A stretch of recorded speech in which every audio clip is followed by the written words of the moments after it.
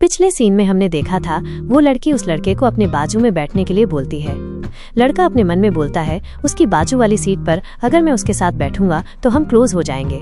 वो थोड़ा सोचने लगता है मुझे इसके बाजू में बैठना चाहिए या नहीं। फिर वो अचानक से उसके बाजू में बैठ जाता है और मन में सोचता है मैं सिर्फ थोड़ी देर के लिए तो बैठ ही सकता हूँ, फिर इसके बाद में चला जाऊंगा। इतनी डिस्टेंस ठीक है। वो लड़का बहुत नर्वस होता है लेकिन बाहर से वो शांत होता है। फिर वो लड़की बोलती है मैं आज बहुत देर से घर जा रही हूँ। वो लड़का मन में बोलता है क्या ये हमेशा इतनी ही देर से बस में बैठती है। फिर वो उसे बताता है मैं एक कैफे में काम करता हूँ, आज मेरी छुट्टी थोड़ी जल्दी हो गई लेकिन काम खत्म करते करते कभी कभी ज्यादा समय बीत जाता है। वो लड़की बोलती है मुझे लगता है तुम पार्ट टाइम जॉब कर रहे हो। और वो पूछती है क्या तुम किसी स्कूल के स्टूडेंट हो। लड़का जवाब देता है हाँ मैं एक स्कूल का स्टूडेंट हूँ, मैं 4th ईयर में हूँ। वो लड़की बोलती है अरे वाह ये तो बहुत अच्छी बात है, फिर तो तुम नौकरी के लिए तैयारी कर रहे होगे। लड़का नर्वस होकर कहता है हाँ कुछ ऐसा ही समझ लो। वो लड़की बोलती है फिर तो ये बहुत मुश्किल होगा, काम भी करना होगा और अपनी खुद की पढ़ाई भी करनी होगी, ये दोनों मैनेज करना थोड़ा मुश्किल है। वो लड़का बोलता है फिर तो तुम भी काम करके अपने घर देर से वापस जा रही हो। फिर वो लड़की भी नर्वस होकर कुछ और ही बात बोल देती है नहीं मुझे किसी भी अजनबी लड़के के साथ घूमने जाना है घर जाने से पहले। दोनों आपस में बहुत ज्यादा चौंक जाते हैं। दोनों अपने मन में सोचते हैं लगता है हमने बातचीत बिगाड़ दी है। वो लड़का सोचता है शायद ये मुझे अजीब इंसान समझ रही है। फिर वो लड़की बोलती है नहीं नहीं ऐसा नहीं है, मैं अपने क्लाइंट्स के बारे में बता रही हूँ। जो कुछ क्लाइंट्स होते हैं बहुत कठोर और एटीट्यूड वाले होते हैं, उनको मुझे संभालना पड़ता है घर जाने से पहले। वो लड़का कुछ और ही मन में सोचता है शायद ये किसी डार्क स्टाइल की बात कर रही है जिसमें हम बहुत ज्यादा हार्डकोर सिचुएशन पर होते हैं, जैसे कि हमारे हाथ पैर को बांधना और हमें कुछ लड़कियों के पीछे एक कुत्ते की तरह रखना होता है। गाइज मुझे ये बात सुनकर बहुत हंसी लगती है। इस लड़के ने कुछ और ही इसका मतलब समझ लिया।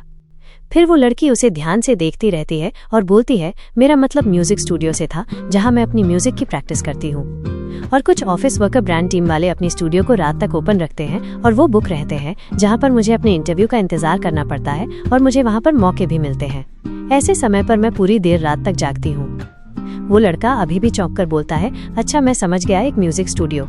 वो लड़की पूछती है क्या तुमने अभी मेरे बारे में अजीब सोचा।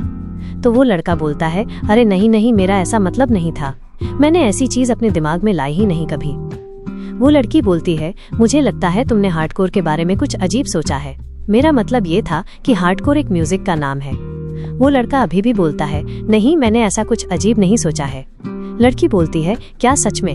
लड़का बोलता है हाँ हाँ बिल्कुल सच में, मैंने कुछ ऐसा अजीब नहीं सोचा था। वो लड़का बहुत ज्यादा शर्मा जाता है और मन में सोचता है अरे यार ये लड़की तो हमारी बातचीत को कहीं और ही ले जा रही है, मुझे लगता है ये मुझे मैनिपुलेट कर रही है। क्या मैं इतना आसानी से मैनिपुलेट हो जाता हूँ। फिर वो लड़की हंसते हुए पूछती है तुम ये लॉन्ग आफ्टरनून सॉन्ग कैसे जानते हो, क्या तुम अपने काम पर ज्यादा बिजी रहते हो, तो तुम्हारे पास म्यूजिक के बारे में रिसर्च करने के लिए टाइम तो नहीं होगा।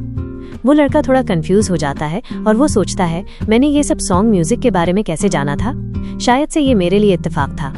एक बार मुझे बहुत तेज बुखार आया था और मैं अपने घर पर लेटा हुआ था। मुझे बुखार इसलिए आया था क्योंकि मैं अपने घर पर अकेला रहता हूँ, मेरी देखभाल करने के लिए कोई नहीं है, इसलिए मैं बिस्तर पर लेटा हुआ था। मेरा घर बहुत शांत लग रहा था, मुझे बहुत अकेलापन महसूस हो रहा था। फिर मैंने सोचा कि अपने फोन को यूज किया जाए। जब मैंने अपना फोन खोला तो मुझे ख्याल आया कि कुछ गाने सुनने चाहिए। तब मैंने कुछ रैंडमली सर्च किया, तब मैंने ये गाना ढूंढा।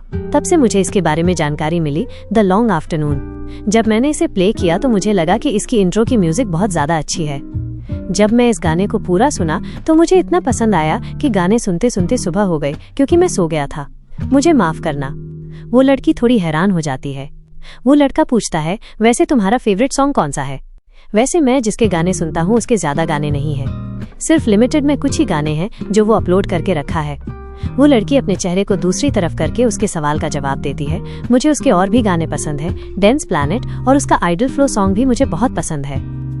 और वो लड़का ये सब सुनकर बहुत ज्यादा खुश हो जाता है और बोलता है अरे वाह वो गाने भी बहुत ज्यादा बेहतरीन है, मुझे भी वो पसंद है, लेकिन उससे ज्यादा अच्छा गाना द लॉन्ग आफ्टरनून म्यूजिक है, तुम्हें नहीं लगता। वो लड़की उस लड़के की सारी बातें सुन रही होती है और वो बहुत ज्यादा नर्वस हो जाती है और बोलती है अरे हाँ हाँ ठीक है, मुझे भी यही लगता है। फिर वहाँ पर ट्रेन आ जाती है। वो लड़का सोचता है अरे यार आज तो बहुत देर हो चुकी है और ये ट्रेन भी ना इतनी देर में आई है। वो लड़की उठ जाती है और खड़ी होकर उस लड़के को कहती है, तुमने इससे पहले क्या कहा था लेट इट बी के बारे में? अगर हम लॉन्ग आफ्टरनून सॉन्ग सुनते हैं तो ये हमें बहुत ज्यादा खुशी देता है। वो लड़का भी बोलता है कि हाँ, मुझे भी शायद ऐसा ही लगता है, क्योंकि ये बात तो मैंने भी कही थी। वो लड़का अपने मन में सोचता है, मुझे इससे और थोड़ी देर बात करनी है। वैसे मैं कोई डेट करना नहीं चाहता हूँ और ना ही मैं उसके क्लोज आना चाहता हूँ, सिर्फ मैं उससे बातें करना चाहता हूँ जो हम दोनों को पसंद है। हम उसकी तो बात कर ही सकते हैं ना, जो हमें पसंद है।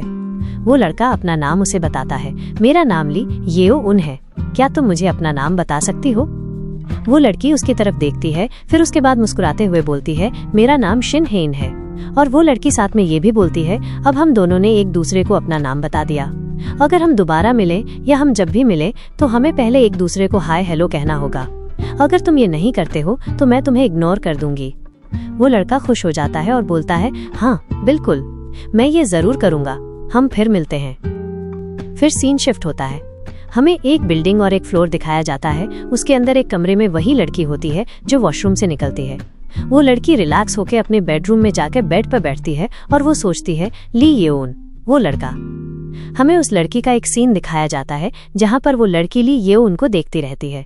ट्रेन में ली येओन बैठा होता है और वो देखता है कि एक अंकल की जेब से उनका वॉलेट गिर गया है, तो वो उसे उठाकर उस अंकल की पॉकेट में रख देता है, फिर वापस अपनी सीट पे बैठ जाता है। वो लड़की सोचती है वो उसके वॉलेट को अपने पास भी रख सकता था, लेकिन उसने वापस उस अंकल की पॉकेट में डाल दिया। दिखने में वो बहुत भोला है, लेकिन उसके जैसा अच्छा इंसान मैंने अभी तक नहीं देखा। मुझे मालूम था कि वो बहुत दयालु है, लेकिन मुझे ये नहीं पता था कि वो द लॉन्ग आफ्टरनून सॉन्ग का फैन होगा। वो लड़की सिर्फ उसी के बारे में सोचती रहती है और बोलती है, मुझे मालूम नहीं था कि उसे ये गाना इतना ज्यादा पसंद आ गया था। वो लड़की थोड़ी परेशान हो जाती है और ये सोचने लगती है कि क्या वो लड़का मुझे पसंद करेगा, क्योंकि मैं ही वो इंसान हूँ जिसने द लॉन्ग आफ्टरनून सॉन्ग को बनाया है। फिर अचानक से उस लड़की के अतीत में जो हुआ था वो हमें दिखाया जाता है। वो लड़की अचानक से उठ जाती है और खुद से ये बोलने लगती है कि अरे यार, मुझे ये सपना दोबारा क्यों आ गया?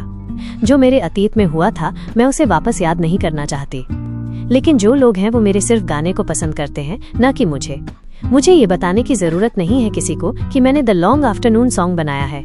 जब तक मैं अच्छा म्यूजिक बनाती रहूंगी तब तक कोई फर्क नहीं पड़ता कि मैं अपनी असलियत बताऊं। मैं अपनी साधारण जिंदगी से बिल्कुल ठीक हूँ। जो मेरा नाम शिन हे इन है, मैं वो हूँ, और ये जो मेरा समय चल रहा है वो अपने हिसाब से फैसला ले सकता है। मुझे इसकी फिक्र करने की कोई जरूरत नहीं है। तो दोस्तों, हमें यहाँ ये पता चलता है कि द लॉन्ग आफ्टरनून सॉन्ग की क्रिएटर यही लड़की है। क्या होगा अगर ली येओ उनको इसके बारे में पता चल जाए? तो तब हमें उसका रिएक्शन क्या देखने को मिलेगा?